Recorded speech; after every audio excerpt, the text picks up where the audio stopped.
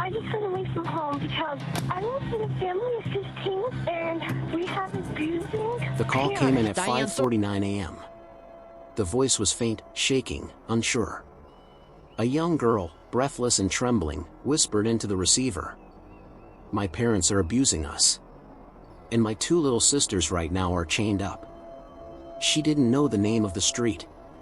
She didn't even know what the word medication meant. She'd never been outside alone before. Her name was Jordan Turpin. And she was 17 years old. When police arrived at the address she managed to provide, they found a quiet, beige suburban house tucked into a row of nearly identical homes in Perris, California. From the outside, it looked ordinary, quiet, clean. A flagpole in the yard. Windows covered with blinds. Nothing suggested the horror inside. But for the Turpin children, that house was a prison. And what police found inside would unravel one of the most harrowing cases of child abuse in American history. To understand what happened inside that house, we need to go back, long before Jordan ever picked up that phone. Back to when David and Louise Turpin first began building their family. David Allen Turpin and Louise Anna Turpin met in Princeton, West Virginia, when she was just 16. He was 8 years older, quiet, intelligent, with a sharp memory and a fondness for science. She was a high school student, soft-spoken, devout, raised in a deeply religious household. They married in 1985, and their lives seemed unremarkable until they began to pull away. First from friends, then from family. One child became 3. Then 6. Then 13. By the early 2000s, the Turpins had settled into a pattern. Moving frequently, withdrawing more and more from the outside world. Neighbors remembered them as private, odd. The children weren't allowed to socialize. The blinds were always drawn. And yet, the facade held. Because what the world saw was carefully curated, matching outfits, forced smiles, Disney trips. Behind closed doors, the truth festered. Inside the house, the children weren't being homeschooled. They weren't being fed. They weren't even being allowed to speak. The older they got, the more control David and Louise demanded. The children were given strict schedules, but not for learning. For obedience. They slept all day, and were kept awake through the night. They were only allowed to bathe once a year. They were fed once a day, if at all, peanut butter sandwiches, frozen food.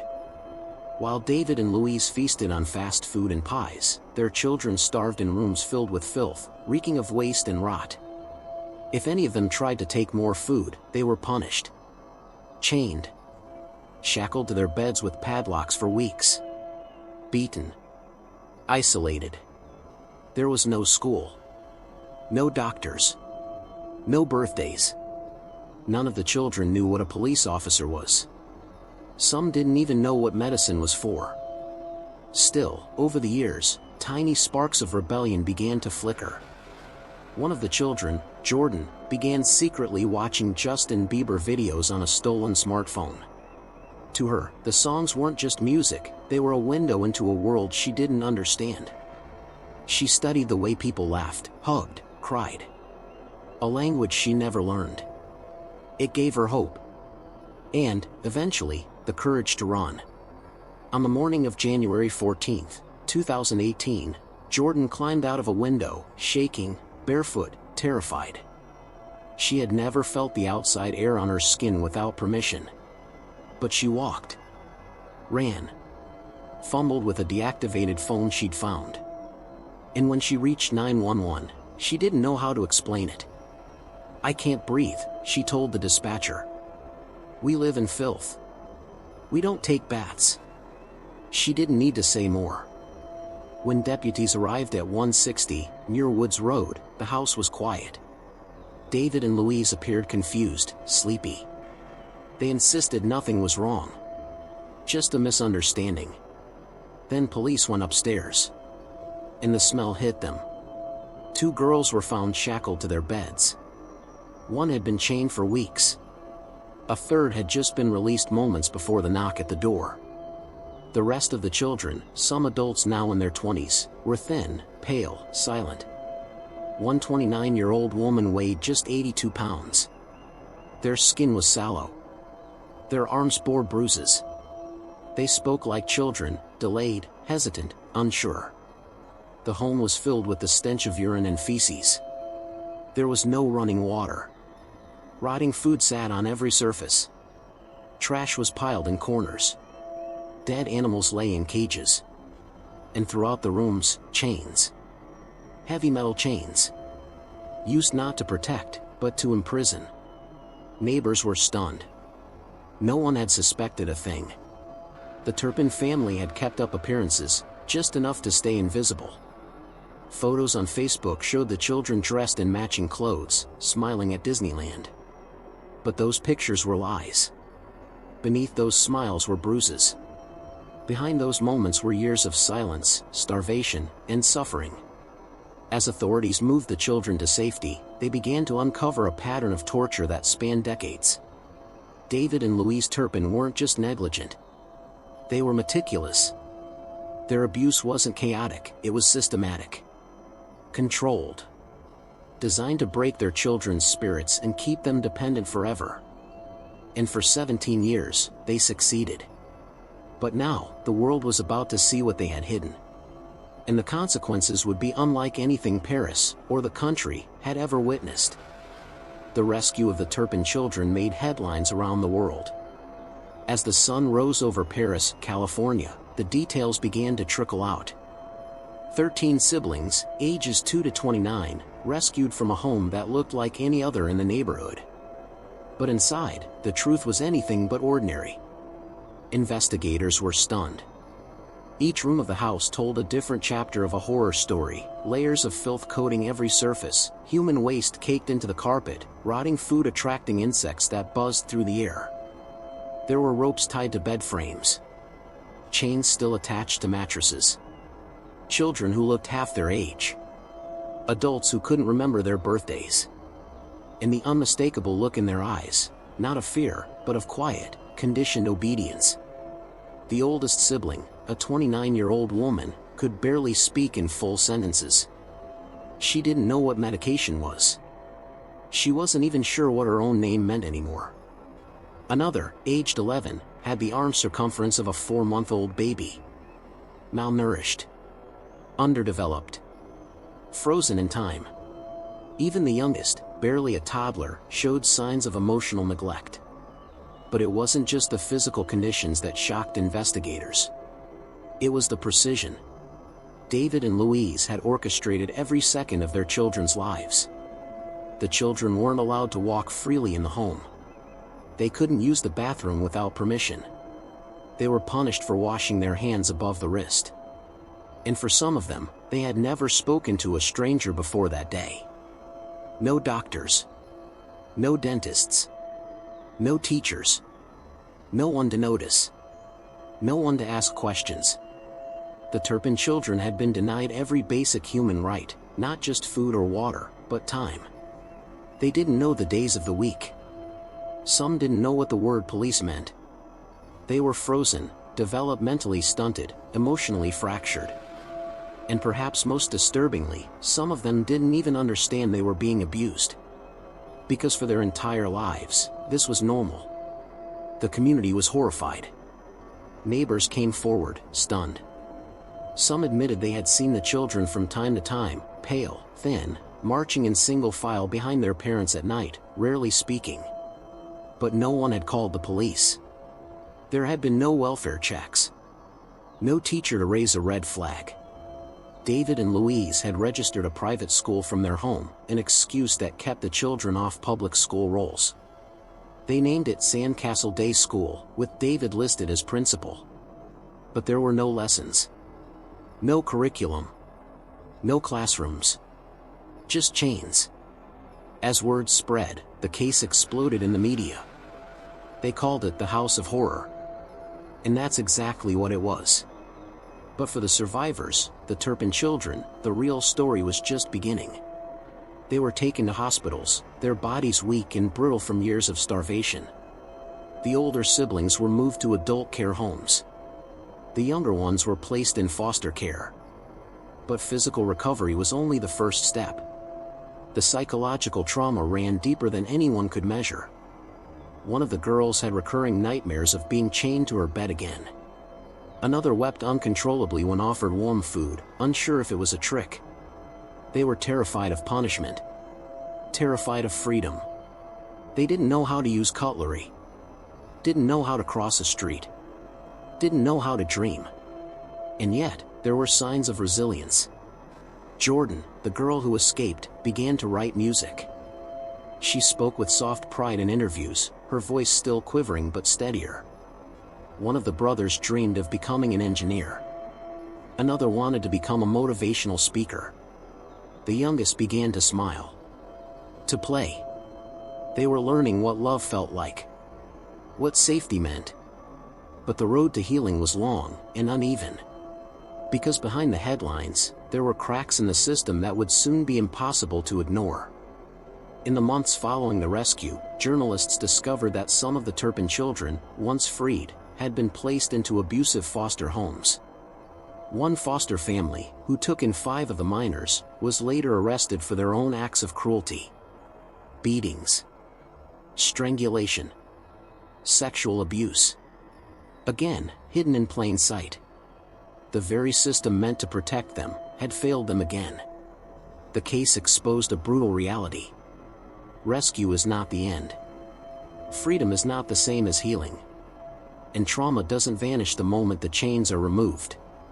David and Louise Turpin were arrested that same morning in January 2018. They were charged with multiple counts of torture, false imprisonment, child cruelty, and abuse of dependent adults. In court, they appeared quiet. Composed. Louise often smiled, her gaze flickering toward the press. David said almost nothing. But the courtroom was filled with the weight of the lives they had tried to erase. In April 2019, David and Louise pleaded guilty to 14 felony counts. They were each sentenced to life in prison, with the possibility of parole after 25 years. For many, it wasn't enough. For others, it was the first step toward justice. And then, something unexpected happened. One by one, the Turpin children stood up in court and spoke. Not with vengeance. Not with hate. But with strength. "I'm taking my life back," one of the girls said. "I'm a fighter. I'm strong. I'm not afraid to fall." Their voices, once silenced, now rang out with clarity. They were not victims anymore. They were survivors. For the outside world, the nightmare was over. David and Louise Turpin were locked away. The children, now survivors, had escaped the unimaginable. And yet, behind that triumphant headline was a quieter, more complex truth. Freedom isn't a finish line. It's an unraveling. A painful, disorienting journey where the world suddenly floods in, and all you've ever known begins to rot in your memory.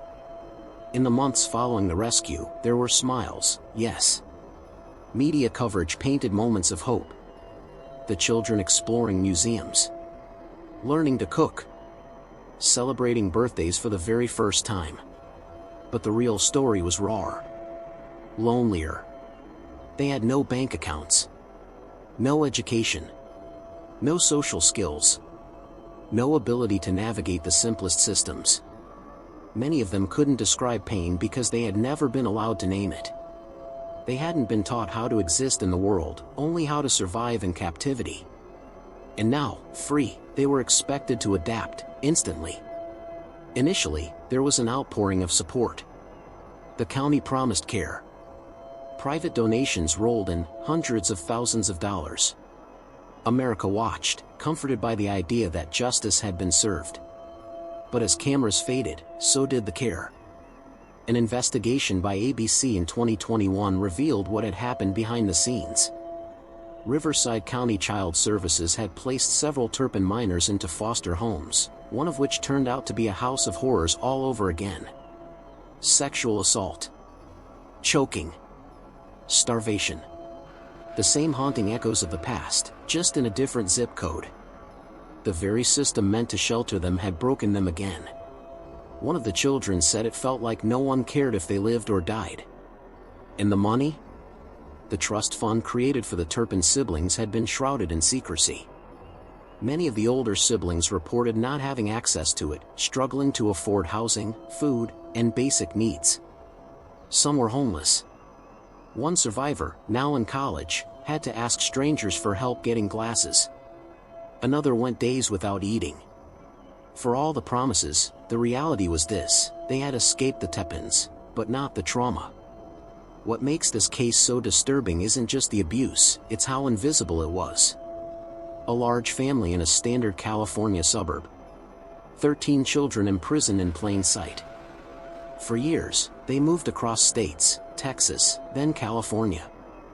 Always secluded. Always watched. Always punished. And no one noticed. Not neighbors. Not relatives. Not institutions. They had fallen into the cracks of a system built to protect, but one that often waits for disaster before it acts. David and Louise Turpin were, by every outward measure, quiet. Unremarkable. But their control ran deep. Louise was obsessed with appearances. She curated a fantasy life on social media, posting old photographs of her children in matching outfits. Smiles frozen on their faces. Hair brushed. As if nothing was wrong. She loved Elvis Presley. Had dreams of being on television. And for years, no one asked what happened behind closed doors. David, on the other hand, was a quiet enabler. A software engineer. Intelligent. Reserved. But he knew. He saw what she did. He watched his children chained up. And he said nothing. Their power didn't come from violence, it came from silence. From invisibility. The most chilling part? There were no outward screams. No knocks on doors. No cries for help, until Jordan. That 17-year-old girl, with no education, no map, no clear sense of what the outside world held, still found the courage to climb through a window and run. She called 911 with a voice that trembled but didn't break. And because of her, 12 others got out. Today, years after their rescue, some of the Turpin children are reclaiming their identities. A few have chosen to stay out of the public eye completely. Others have slowly stepped forward, telling their stories in pieces. Carefully. Quietly. On their own terms. They're not looking for fame. They're looking for peace. The house at 160, Muir Woods Road has since been demolished. Its windows are boarded. Its rooms emptied. But the echo remains. A silence that speaks of years lost. Of birthdays missed. Of voices once choked into submission, now learning to speak again. This is not a story about monsters in the dark. It's a story about evil that thrives in daylight. In good neighborhoods. In families that look just like anyone else.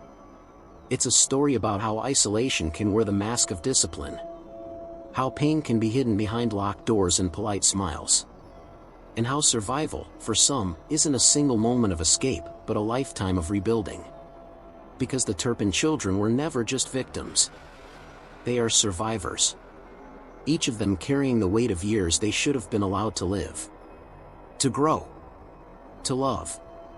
And now, for the first time, they're beginning to do just that.